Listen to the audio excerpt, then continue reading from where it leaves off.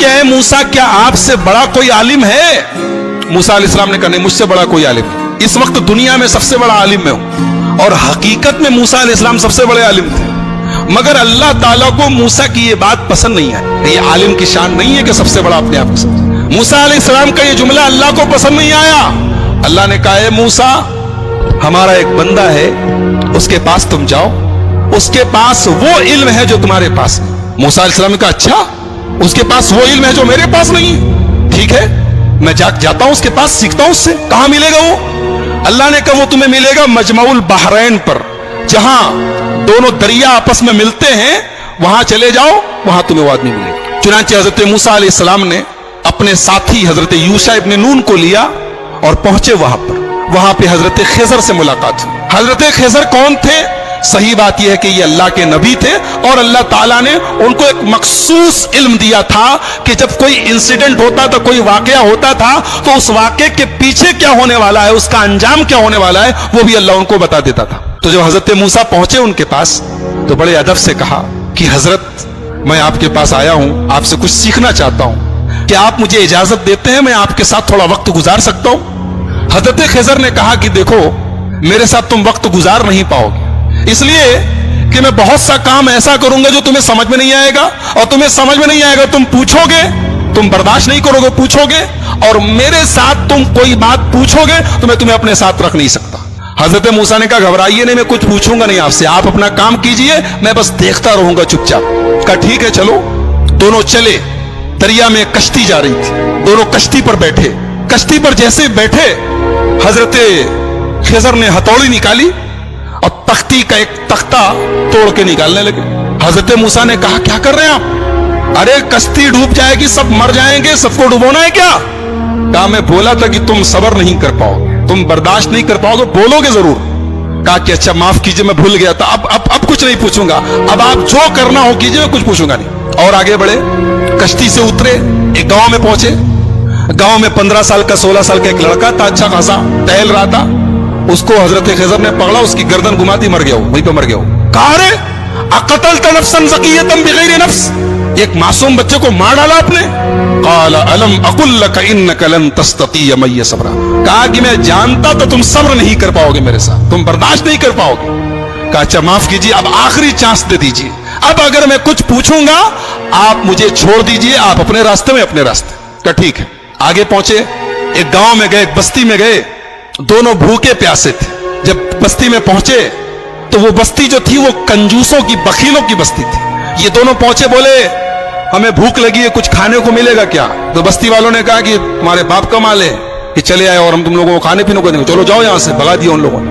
یعنی ایک نمبر کے بخیل اور کنجوس تھے، دونوں کو ایک آدمی کھانا کھلانے کو تیار نہیں۔ دونوں بیچارے بھوکے پیاسے تھکے ہارے گاؤں کے ایک مکان کی دیوار کے پاس بیٹھے تھے۔ اچانک دیوار گرنے لگی، حضرت خضر کھڑے ہوئے اور اللہ نے ان کو ایک مخصوص طاقت دی تھی، دیوار گر رہی تھی، انہوں نے کھڑے ہو کے دیوار کو سیدھا کر دیا۔ حالانکہ وہ اکیلے ایک آدمی کے بس کی چیز نہیں تھی، لیکن اللہ نے ان کو پاور دیا تھا، انہوں نے کھڑے ہو کے دیوار ٹھیک کر دی۔ موسیٰ علیہ السلام جلالی پیغمبر تھے، پہلے ہی غصے میں تھے، ان لوگوں نے کھانا اور پانی تک نہیں پوچھا تھا، مہمان نوازی نہیں کی تھی۔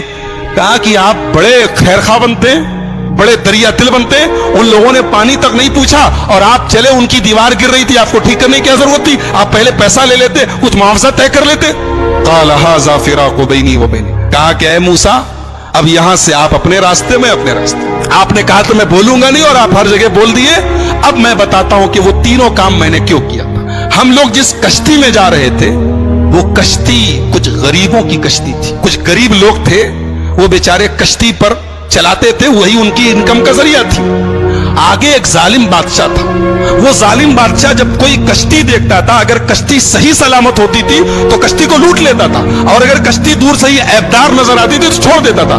میں نے تختہ نکال دیا تاکہ وہ ظالم بادشاہ کشتی کو لوٹے نہ، اور جو لڑکا تھا جس کو میں نے گردن پکڑ کے مار دیا تھا، اس لڑکے کے ماں باپ بہت نیک تھے، مومن تھے، ایمان والے تھے، اور وہ لڑکا آگے چل کے اپنے باپ کا نافرمان، اپنی ماں کا نافرمان اور کافر ہونے والا تھا۔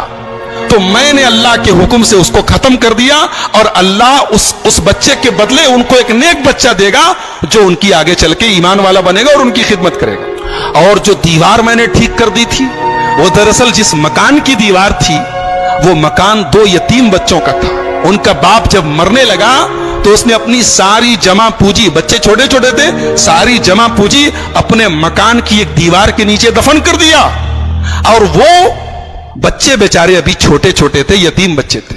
अगर दीवार गिर जाती तो वो बस्ती जो थी, गांव वाले 1 नंबर के हरीस और लालची और बखील लोग थे, हमें एक गिलास पानी तक नहीं पूछा, वो दीवार के नीचे का सारा खजाना लूट लेते और वो बेचारे यतीम बच्चों का हक मारा जाता।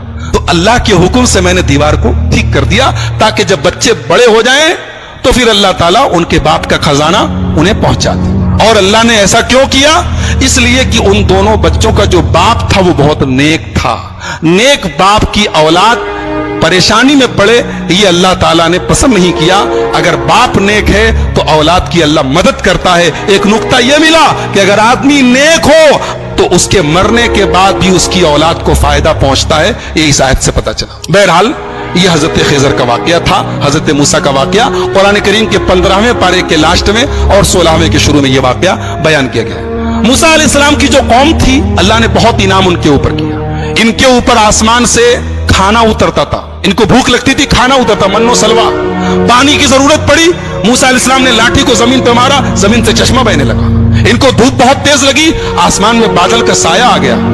लेकिन जितनी अल्लाह ने इनको सहूलत दी, आराम दिया, उतनी ही ये कौम नाफरमान हो गई। जब फलस्तीन करीब आ गया तो मूसा अलैहिस्सलाम ने अपने साथियों से कहा, बनी इसराइल से, कि चलो हम फलस्तीन में चलें और वहां पे एक जालिम लोगों की हुकूमत है, अमालेका की हुकूमत है, हम उनसे जिहाद करें, उनसे लड़ें। तो मूसा अलैहिस्सलाम के साथियों ने कहा, अरे वो लोग बहुत पावरफुल लोग हैं, हम लोग उनसे लड़ नहीं सकते, उनसे लड़ने की ताकत हमारे अंदर नहीं है, आप जाइए, आपका रब जाए। इज़हब अंत व रब्बुका फकातिला, ऐ मूसा तुम जाओ, तुम्हारा रब जाए और दोनों जाके लड़ाई करो, हम लड़ने वाले नहीं। ये हाल था बनी इसराइल का। ऐसे ही नहीं हम लोग सूरह फातिहा में पढ़ते, गैरिल मग़ज़ूबि अलैहिम वलद्दालिन, ऐ अल्लाह उनके रास्ते पर नहीं चलाना जिनके ऊपर तेरा गजब उतरा। अल्लाह ने इसको जितना नवाजा था, इस कौम ने उतनी ही नाफरमानी और उतनी ही बदकारी की। सोचिए अल्लाह की कितनी बड़ी गुस्ताखी है, रसूल की कितनी बड़ी गुस्ताखी। कह रहे हैं मूसा तुम जाओ, तुम्हारा रब जाए, तुम लड़ो, हम नहीं लड़ेंगे। और दूसरी तरफ हमारे प्यारे नबी जनाब मोहम्मद रसूलुल्लाह सल्लल्लाहु अलैहि वसल्लम जब ग़ज़वे बद्र के मौके पर अपने सहाबा से मशवरा करते हैं, अपने सहाबा से मशवरा करते हैं और अपने अंसारी सहाबा से पूछते हैं कि तुम लोग क्या करोगे? तो अंसारी सहाबा कहते हैं, अल्लाह के नबी, हम कोई मूसा के साथी थोड़ी हैं जो कह दे कि आप जाइए, आप लड़िए, हम बैठे रहेंगे।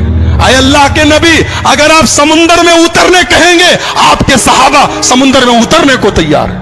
इसीलिए हमारा ईमान है कि दुनिया में जितने नबी आए, जितने रसूल आए, सारे रसूलों में सबसे बेहतरीन सहाबा, सबसे बेहतरीन साथी अगर किसी को मिले तो हमारे प्यारे नबी मोहम्मद रसूलुल्लाह सल्लल्लाहु अलैहि वसल्लम को मिले। तो इन लोगों ने कहा कि मूसा आप जाइए, आपका रब लड़े, हम नहीं लड़ेंगे। अल्लाह ने सजा नाजिल की कि अब 40 साल तक तुम लोग फलस्तीन को फतह नहीं कर सकते, अब 40 साल तक इसी सहरा में तुम घूमते रहो, इसी में परेशान रहो। और उसी 40 साल के दौरान हजरत मूसा का इंतकाल हो गया। बाद में उनके जानशीन बने हजरत यूशा इब्न नून और उनके दौर में फलस्तीन फतह हुआ और फलस्तीन पर फिर बनी इसराइल का कब्जा हुआ।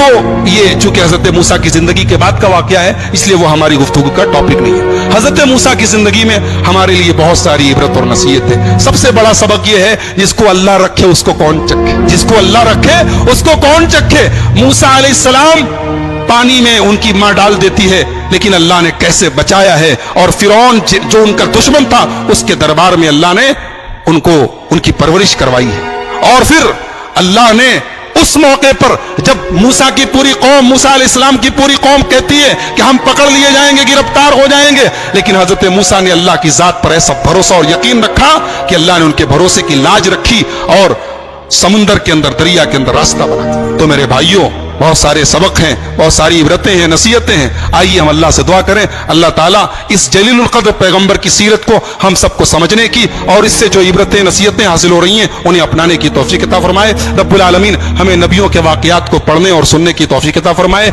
रब्बुल आलमीन हमारी इस्लाह फरमाए। रब्बुल आलमीन आज के हमारे जमा होने को कबूल फरमाए। कहने और